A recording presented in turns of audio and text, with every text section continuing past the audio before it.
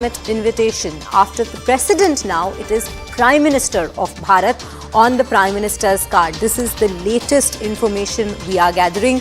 Remember, the first row that had sparked off was from a G20 dinner invite which referred to President Draupadi Murmu as President of Bharat, and right now what we are learning is that the Asian Summit, that the invitation card for the Asian Summit refers to Prime Minister as the Prime Minister of Bharat. You can see the visuals of it on your screens right now.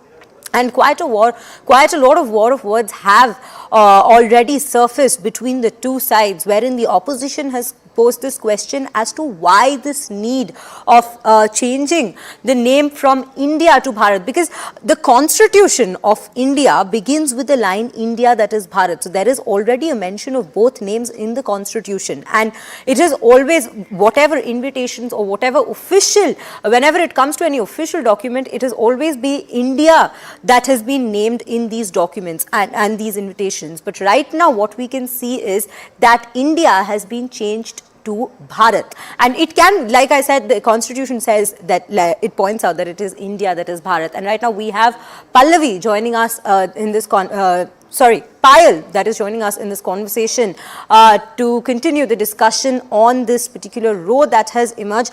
Payal, firstly coming to you, this second invitation that has now emerged, wherein the Prime Minister is now referred to as the Prime Minister of Bharat. What are we getting from this, and how are we looking at this development? Well, the Congress party, in fact, has been putting out a series of tweets yesterday, for the fact that the government is doing nothing but, probably just tokenism to prove a point. He's, of course, questioned the name of the summit, which is, of course, the ASEAN-India summit. But, that's the name of the summit which will not be changed. For example, when you've seen names being changed across the country, there are certain things which have not been changed. But, it is, of course, a very significant fact, given the fact that the Prime Minister is identifying himself as the Prime Minister of Bharat, and the President herself identified herself as the President of Bharat when she extended the G20 invitation, given the fact that even if you've seen Bombay's name being changed as Mumbai, but it's still called the Bombay High Court. It's still called the Madras High Court and not the High Court of Chennai. So obviously there are some nomenclatures which have not been changed, but yes, there is, of course, politics which has been played out over the last 24 hours.